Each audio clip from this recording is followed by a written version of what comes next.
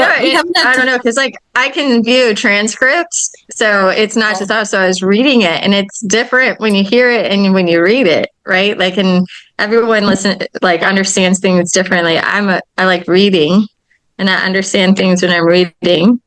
But it was basically about our mind and the constructs of this world and what it really means to be of light and truth, having the truth inside of us to remove the lie. That's what this world is telling us. And the lie, it's like renewing our mind over and over and over again. I feel like it's an ongoing process. Yes. It is. There's so much trickery in the world, trickery and lies, that you have to renew your mind constantly, or you just you'll be deceived.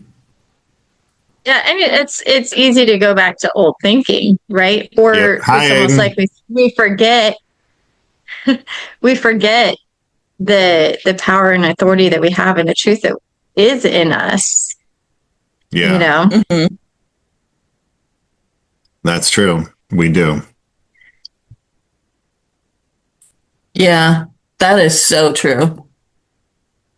And I mean, I see it in my thinking in my life all the time. It's like you start worrying about something, or you like are thinking about something and you start to feel anxiety, and you're like, wait a minute, like I don't need to feel this. I don't need to worry about this. Because I have the Holy Spirit, or I've already been delivered from this. Like, I think that's really, when we talk about sickness or healing, it's like we're already healed. Mm-hmm. Yeah, like, we're delivered. Not to name it, right? Not to label like I have this. It's like, no, we're already healed from that. And just remembering and renewing our mind to that over and over again. Yeah, we have to remember we've been released to the curse, and a lot of people don't. They think, that the devil has permission to afflict them, and they don't know how to get out of it. Once we realize, it says we have instantly been translated to the kingdom of light. It means once we took Yeshua, we've been delivered from this cursed world, and we're instantly transferred into his kingdom. And the way we stay in his kingdom is renewing our mind, understanding that nothing can harm us, because we are under his protection, and we focus our life around those things. Because if we let our minds slip and say, I've got this, and you take on that curse, you're allowing the demons to afflict you. But they can't, because we're in the kingdom of light. If you stand on that and declare that and say that and declare things to be gone, you don't have to worry about a thing. Not even the highest witches can harm us. The biggest angel, the fallen angels, they can't harm us. The demons can't harm us. But we've got to know that. And if you don't know that, you're giving permission to the dark side to harm you.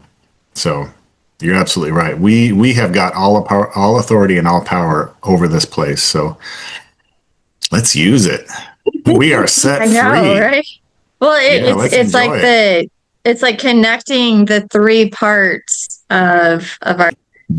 It's because it's like almost having the whole parts of us, the spirit, the soul, and the body, to come together and work together. Because I think before we're saved, or before we know the truth, we're working separately with each one of them, because our soul is our mind, our emotions, and our will, right? But we're trying to the spirit is already pure and perfect, so we're trying to bring the spirit more into every part of us, which then allows us to our body to be healed and our soul to be healed, and everything working together, which then allows us to, I feel like, get more authority and power of knowing.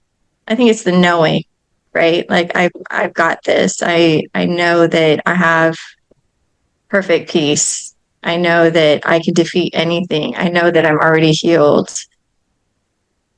Yep. Yeah, and when you say knowing, I think it's like opening our mind to what the Ruach HaKodesh is saying to us and making it our own, like letting it become ours, so that our thinking and the Ruach HaKodesh thinking are exactly the same. And that's where I think we struggle the most as people, is in going around that mountain again, is because we don't merge those two together. Yeah. We keep separating what Yahweh is trying to join together. We keep separating.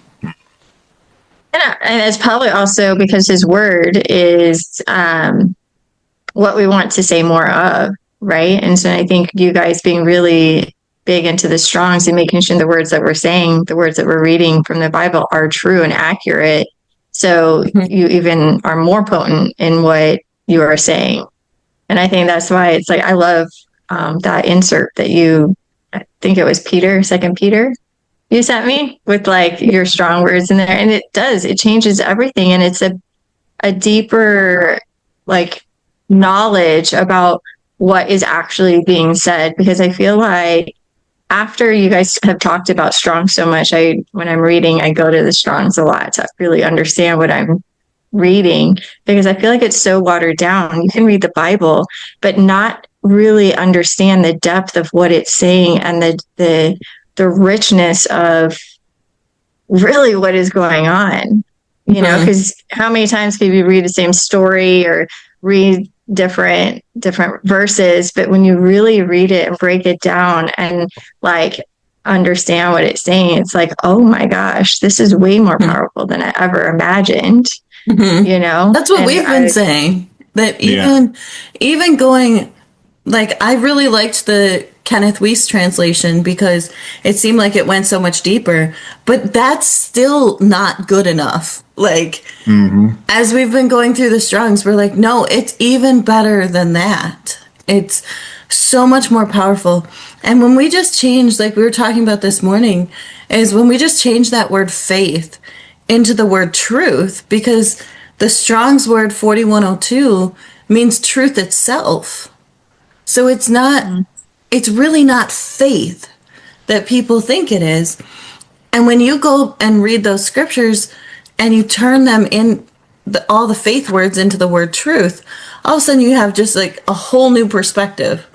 Even if you change no other word in that scripture, in those scriptures, there's so many scriptures in the New Testament by itself that use the word faith where it should be the word truth. And it just like changes your perspective. Like, it does. We were talking about the scripture that says we walk by faith, not by sight.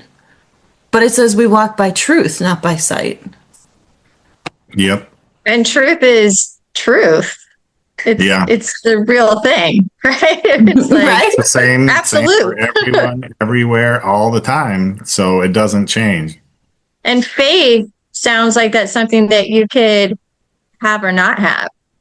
Exactly. Well, faith is a construct that was developed by the magicians to make you think, it's kind of a spell casting word. Because it's for instance,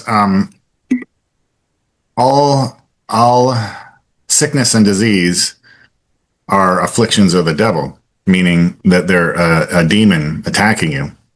So when you know that truth, then you just tell the demon to go, and the sickness and disease goes. And you can see that throughout the New Testament. Yeshua never prayed for healing for somebody. He cast the demon out. Every occurrence was casting a demon out. So when you... It's like he spoke a word and they left. Yes, that's all he said. It said, go, get out. He didn't listen to them and talk to them and have a conversation. He just said, go, get out, and be delivered, basically. They use the word healed, but it actually goes back to cure, which is the cure is, Yeshua is the cure. His deliverance is the cure, because Shua means salvation and deliverance. So Yah's salvation and deliverance. So now we know that the truth is it's demons, so we can apply the appropriate response to make the demons go, make the what people call sickness, air quotes here, sickness go.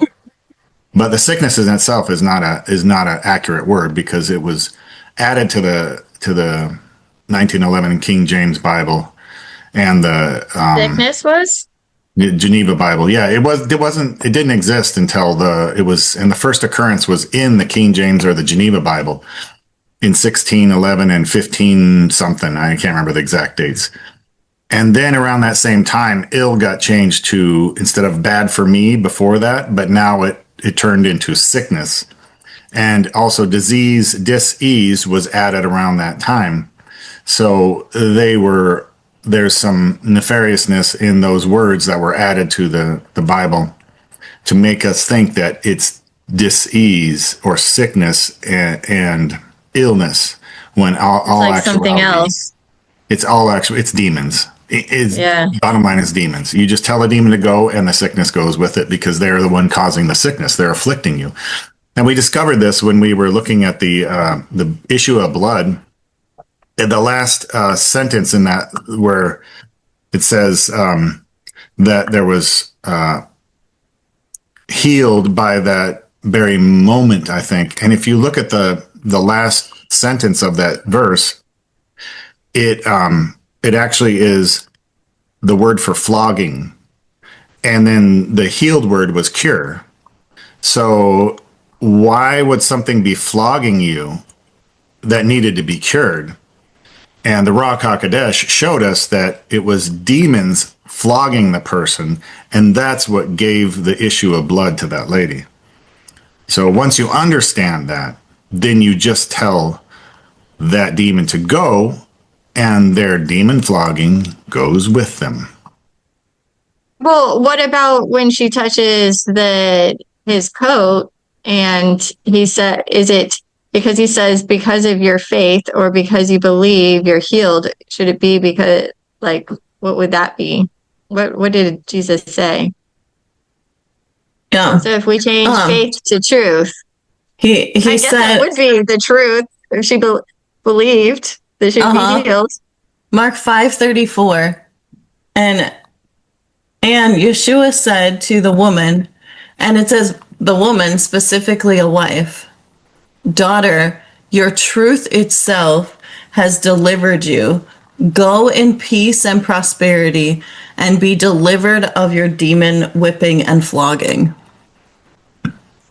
Yeah, it's Right. so much more powerful. Well, okay, so I think by really understanding what demons do, flogging, because I looked up that word the other day, and now it's like just horrible, right? It's attacking, it's like beating up. So if we look at it that way, other than sickness, it's actually demons flogging you. They're literally beating you up and attacking you. Like, yeah, tell them to go.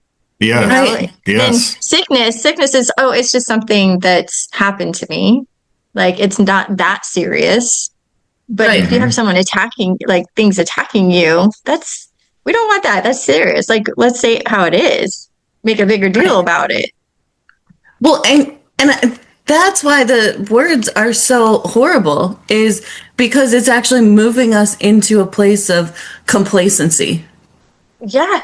Like, why? Okay, so speaking of the different versions of Bibles and books, and King James is one that's, I think, Curry Blake is the one, he really likes King James, but like, why do you think they changed the words?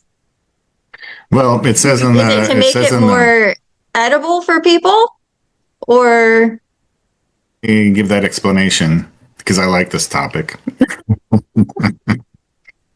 So if we're known by our fruits, then you should be able to tell someone is a believer or not by what they do and what you see them do.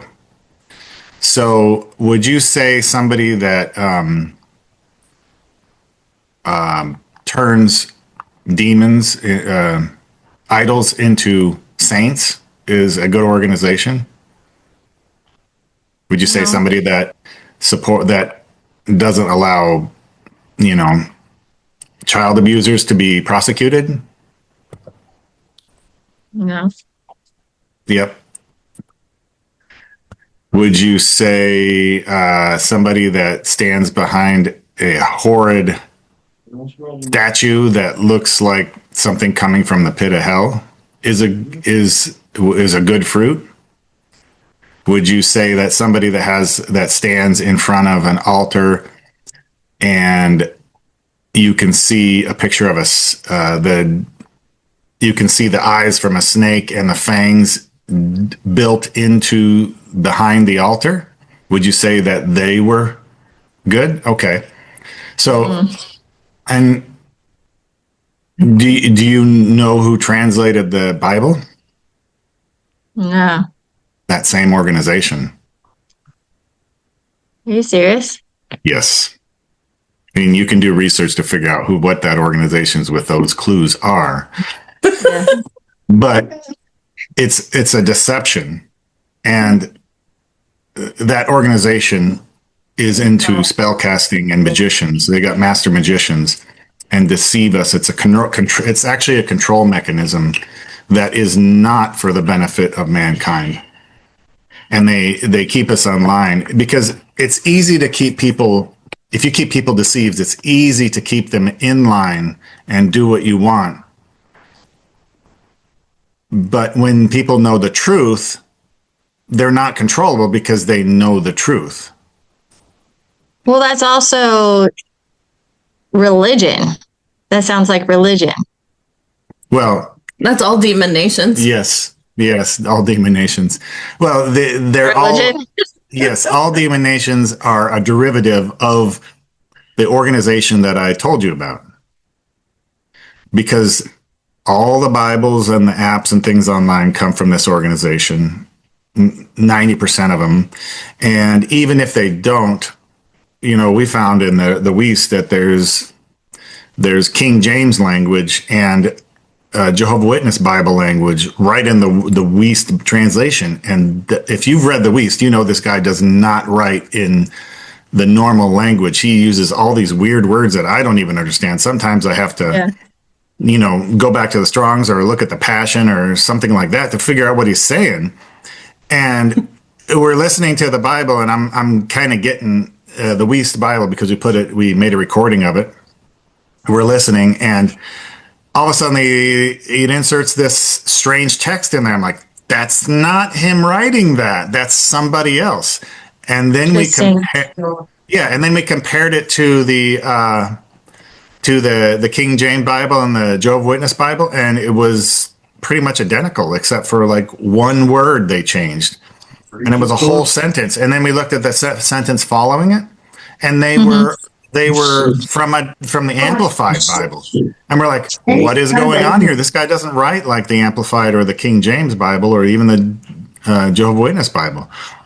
So it's been like indoctrinated or whatever, The Bible. different versions of it. Yes. Yeah, well, we marked went to the Library of Congress to find out like when the last time it was updated, because I was like, that's just so weird.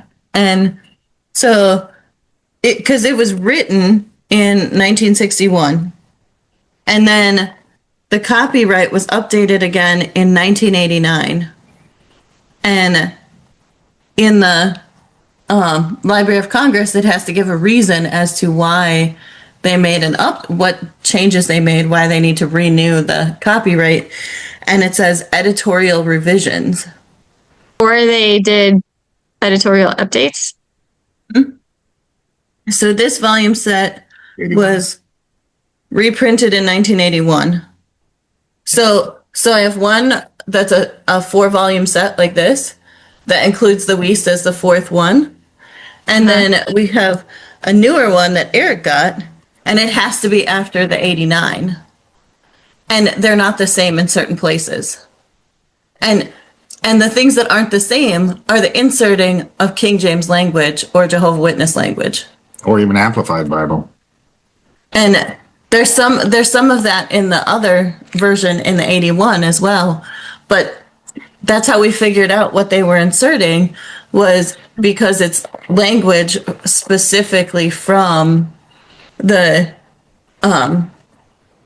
newer versions of like the King James Bible that we have. They're like updating it they're like updating the written book to match what they've updated and changed in the King James and amplified, and we even found then King they're all James kind of language. looking the same. Yeah. And we even found King James language in the Passion Bible. And they're like supposed to be very different. And amplified. It's just very, it seems very nefarious. Yeah. Yeah. And then you did some research too, and Well, found because you that, gotta think about it, because our words mean everything, and what we say either brings life or death. So if they're changing the Yeah. words to make it not, or putting what you know, like what you say, it's like curses or whatever. It's like we are saying things that really aren't accurate or true. Mm-hmm. Well, and words have changed their meaning so much that they don't mean what they meant when they were made, from the beginning. And so, like, we don't truly know what somebody's saying anymore. And if words can keep changing, then how do you know what the person was saying when they wrote the text? Right. You have to go back and find, well, what did the word mean at the time you wrote the text? And then at the time it was translated, what did it mean? Mm-hmm. Mm-hmm. And when we found that there were words that they made up for the King James translation, and that almost every translation we have today has been translated off of the King James. And that's why we're using the Strongs and the King James to try to get back to words, is because almost every translation, that is the basis. And even this one, what's this called? This is the one we were talking about last night, right? This Restoration Study Bible. Yep. So my uncle sent us this book called Restoration Study Bible from Yahweh's Restoration Ministry, and they have an online version of it. And we were looking at the online version with someone that we were doing a recording with earlier in the week, and we found the King James language exactly the same in this Bible. And they say at the beginning that they intentionally tried to stay away from the same normal mantra and look for other texts, that other sources that weren't just the Greek text for the New Testament. And so they were looking to try to find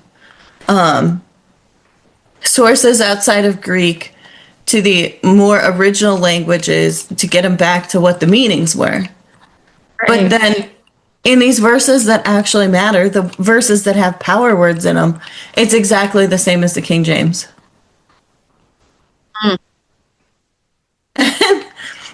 And then there's places they talk about how they want to get back to the word Yahweh for the to reestablish the sacred names. And they talk about how Jehovah is not the Jehovah and Adonai are not the right words, right? Mm-hmm. And that Jehovah is a hybrid of including Adonai, which means my master, and the J used to be a Y. That was inserted in the 16th century. And Elohim is used for any god. Well, it is kind of crazy that, I mean, they use the word God, and there are many gods out there. Mm-hmm. Yeah, and so God goes back to Baal. And the etymology of the word Elohim is the connection exists between lowercase God and a molten image. So it's specifically about an idol. And but here's the thing, is they say that, and then there's plenty of places in the scripture where they use the word Lord. Well, if you're purposely trying to create a Bible that gets back to this, what you're calling the sacred names, or the original names of Yahweh, why would you ever use the word Lord? Right. Because that's definitely not his name. No. I could see in places where they're using like characteristics, because some of the names of Yahweh are describing characteristics. So I could see that. But Lord is so generic. That's not Lord is just like isn't it just like a high ranking person? Somewhat. Yeah, Lord it goes back to landlord. So, and lords are subservient to their master. Mm-hmm. So they're not sovereign. Yahweh's sovereign. Lords are not sovereign because they answer to the sovereign, meaning the king. Got it. Mark 11:23. So here's an example of what we found. Go ahead and read 22 to 26. 22 to 26. Yeah. Okay, Mark 11:22. And Yeshua answering saith unto them, have faith in Elohim. Look, they use I didn't even know they did that. They use Elohim here, and at the beginning they're telling you how Elohim is not the right word. That's funny. One can just put Yahweh in. Yeah, because they said, I was just reading that to Hannah, is the connection between God and a molten image. So they say at the beginning that it's the name for an idol, and then they use it in the text. Yeah. That makes no sense. Yeah. It makes no sense to me whatsoever. Like, why, if you know it's supposed to have to do with your Yahweh, why wouldn't you just put the word Yahweh in here? I mean, why change the word? So when Jesus is talking to his disciples and say, "Oh, I'm so tired of being with you with little faith," is he saying little truth? Like, you guys don't have truth inside of you. You are not like understanding like what I'm here to do. Yep. And that's exactly it. He does use the word faith sometimes, but it's trust, the word trust. And he does it when they don't believe that he can do it. Like when he gets in the boat, or when he's in the boat and he calms down the storm, he says to him, "Oh, you ye of little trust," or faith, trust in, he's disappointed in meaning, basically. And because we would use the word in trust. Mm-hmm. In that particular definition, we would use the word in trust, meaning to entrust your life to him. And so it's a little deeper than just, oh, I trust you. Yeah. No, it's like I'm putting my life in your hands. Yeah. And so there's a few places where believe is actually trust and faith is actually trust, but not very many. No, there's not very many where they use it correctly. Like less important than the other parts. So anywhere you see 4102 in the New Testament in Greek, the 4102 is the word truth itself. 4100 is trust. And then 4101, it's a little more convoluted because you have to read the context of 4101. Because sometimes it means trust and sometimes it means truth. But this one, in what Eric wanted to read in Mark 11:22, it says, "Have faith in Elohim," and that word "faith" is the word truth. It's 4102. "For verily I say unto you that whosoever shall say unto this mountain, Be thou removed, and be thou cast into the sea, and shall not doubt in his heart, but shall believe," that's the 4100, "that those things which he saith shall come to pass, he shall have whatsoever he saith." And it's like exactly the King James Version.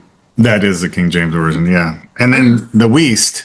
So the Weast says, he says, "truly," which is what verily means. They translate it verily as.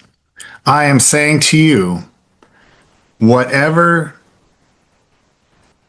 says to that mountain, be lifted up and thrown into the sea, and does not doubt in his heart and believes that what he says come to pass, it shall be. On his account, I am saying to you, all these things, whatever you are praying and asking for, and believing, you shall receive them, and they shall be yours. So the section of that we found in the King James, the JW Bible, was whatever thou say, whoever says to that mountain, be thou lifted up and thrown into the sea, and does not doubt in their heart, but believes that which he says comes to pass. That's in the Also in the JW Bible. JW Bible, and it's a variation of the King James. But yeah, it's almost word for word. It's almost word for word. Yeah, it's almost word for word with the King James. Now read what it actually says. It's so much better. So when you put the Strong's words in there, it says, and Yeshua answering said to them, have truth in Yahweh. For trustworthy, I say to you that because whosoever says, atone for my sins, the lie, be taken away and be thrown into the sea, and with absolute negation will withdraw from and oppose the sin, the lie, in their thoughts and feelings, and will have faith and trust in Yeshua. This is like belief. This kind of faith is like belief. Here, will you type That belief sounds on completely different than what the other versions were saying. That is a completely different meaning. Yeah. Yeah. Because faith and or belief and trust in Yeshua, because that which was said is caused to come to pass and will be whatsoever they say. Therefore I say to you all things you wish to ask when you subjugate in worship, trust yourself to Yeshua, because you take them and you will have them. So the receive is take. Yeah. Yeah, isn't it like right? Like, so you're not throwing your sin into a mountain. Your sin isn't the mountain. You're not throwing it into the water or the sea. You're talking to Yeshua and saying, you've atoned for my sin. Now take the lie, and Yeshua throw the lie into the sea. Yeah. And then your job is, it says, with absolute negation, withdraw from and oppose the sin.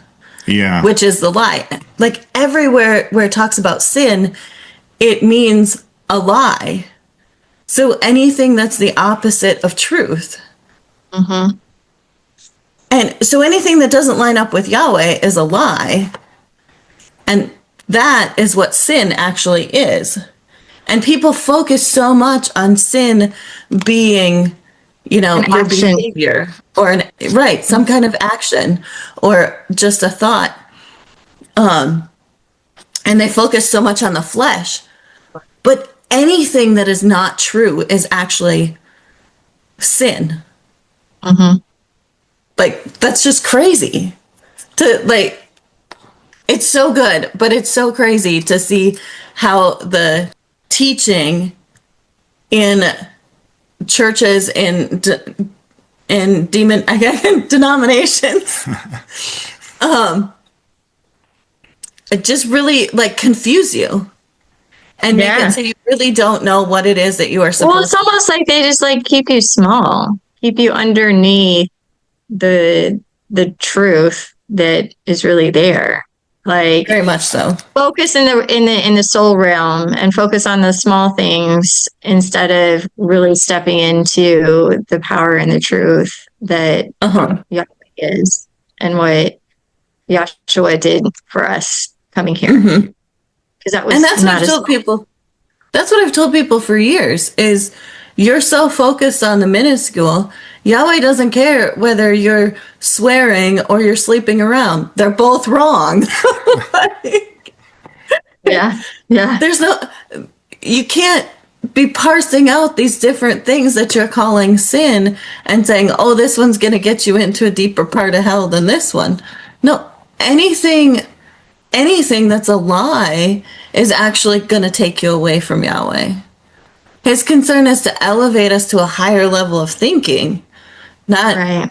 where we're not even caring about our flesh, where our flesh is not the focus whatsoever. Mm-hmm. Oh, and that's like living more in the spirit rather than in the soul or our body. And just if you look at the world, it only focuses on the body.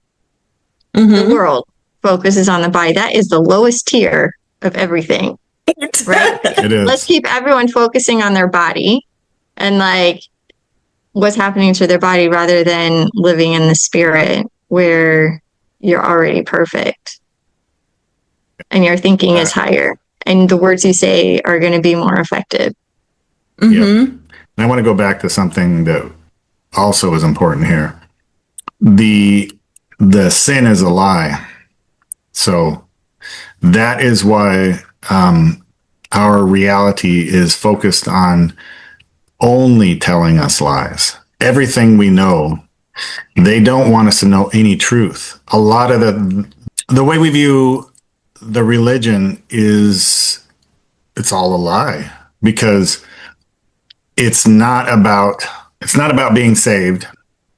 It's not about having faith. It's not about all the things that we've been told it's about.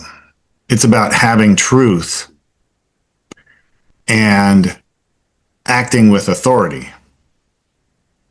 Once we have truth, we know the truth, we can act with authority over our life. Because it said in that verse, take. You don't receive, you take. You are sons of what is the word for inheritance? We're still trying to figure out what the right word for inheritance is. So inheritance means no. But in means no, inheritance. So I think it's like heritage. It's heritage. Yeah. You are sons of heritage. Like bloodline, heritage. Yes. We are kin of Yahweh.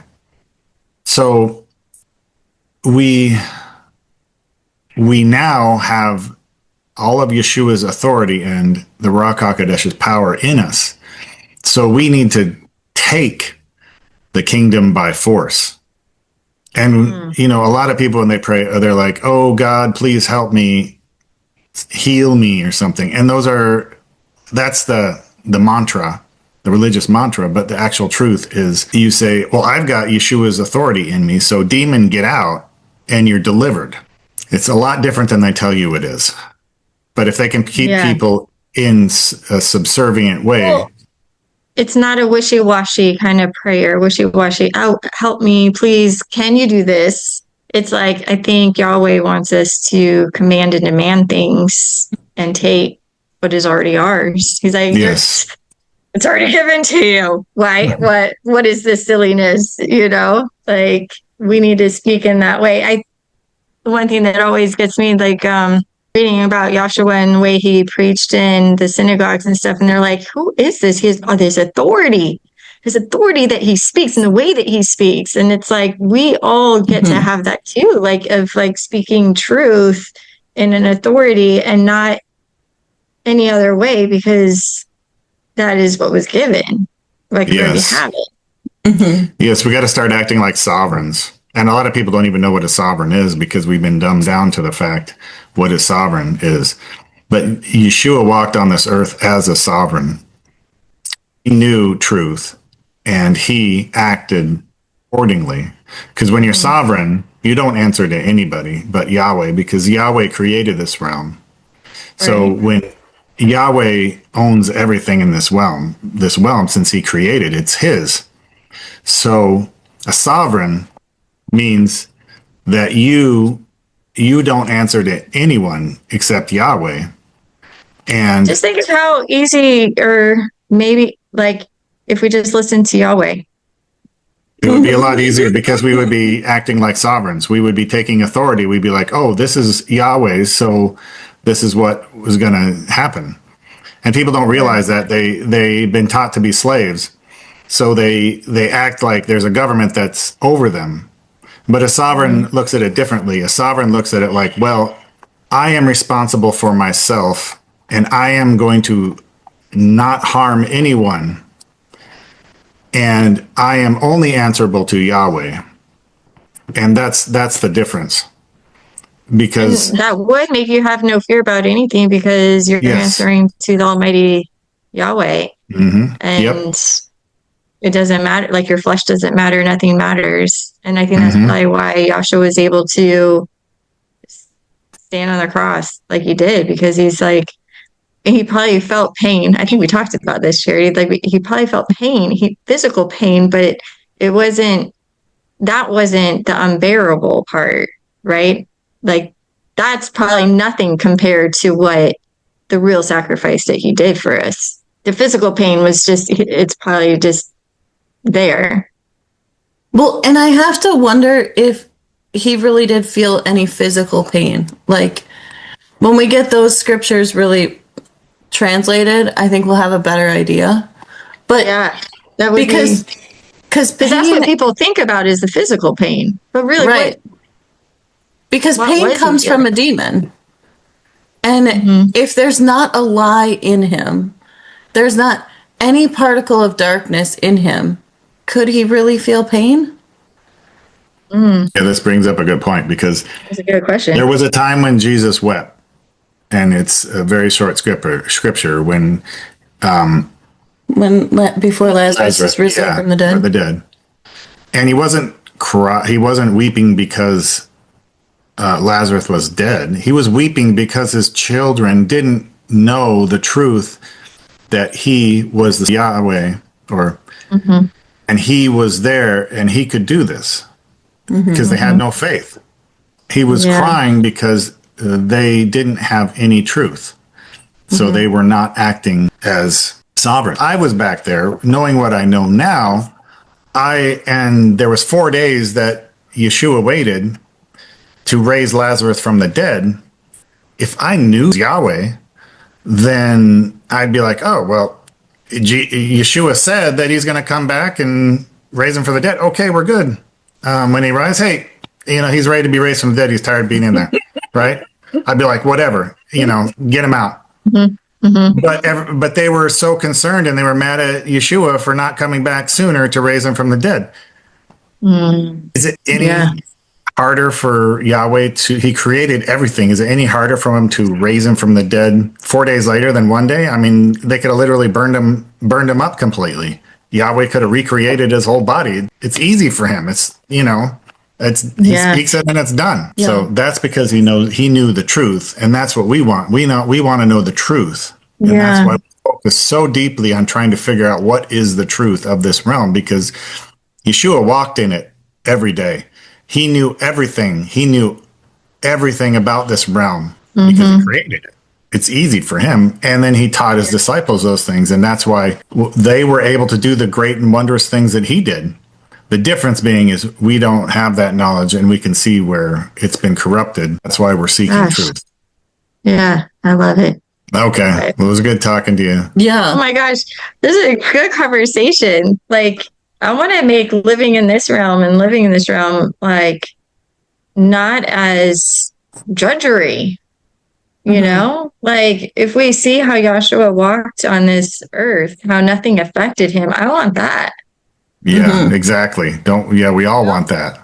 Well, and I think we get closer when we think about the things above and not the things below. Yeah. When we really put our focus. That's true. So I guess our job is to always reach higher and always stay there, because it's, we are human. It is easy for us to fall. And when the flesh starts to stir up and things are happening around us, we have to not look at the things that are stirring up, and we have to look back up to what is the truth. What did Yeshua say? And Yeshua said, we're in charge. And like Luke 10:19 is pretty close to what it actually says. I just love that scripture because it's like my mantra when I'm out doing mission work is we have the authority and the power in us over all the enemy, and nothing by any means shall hurt us. Yeah. And the verse right before that, Yeshua says he saw the adversary fall like lightning. So the adversary is going to fall like lightning when you stand in your authority and you take your authority over the situation, because you and Yeshua are one. You're not taking anything away from him. You're actually doing what he told you to do by taking authority over the situation and saying, no, enemy, you cannot touch me. Unacceptable. It's so quick. If little kids can pick it up and they get results just because they believe their parents, how much better should it be if we believe Yeshua and we do it? Yeah, exactly. Because my grandson's 2, and he's, I've got 2 grandsons, one's 2 and one's 4, and my daughter's been teaching them when the enemy comes to try to steal something, you can tell them to get out. And so when they start stirring up and have bad attitudes, they tell each other to get out. Oh, that's hilarious. I've done that to Aiden. I'm like, Aiden, I'm not talking to you. Like, you. I'm talking to the demon. Like, don't worry about me. Like, Right? I'm like, go. I'm like, not you, Aiden, but go. Right. Exactly. They learn and they pick it up and they get results. Like my older grandson, anytime he has a tummy ache, he tells the bugs to get out of his stomach in the name of Yeshua, and they go. That's awesome. I love that. And he's so proud of that because he knows my Gigi said it works, and it works every time I say it. I wish I would have known when my children were little, because they would be totally different people today if I would have known even this much truth when they were growing up. Mm-hmm. Yep. Yeah. Because we're, in a sense, brainwashing our children. Mm-hmm. What do you want them to believe? Because whatever you teach them now is what they're going to believe as they grow up. Yeah. Yep. You got to teach them truth. You can't teach them about 100%. Satan laws. I love you guys. Okay. We love you too. Bye-bye. Bye. Shalom. Bye.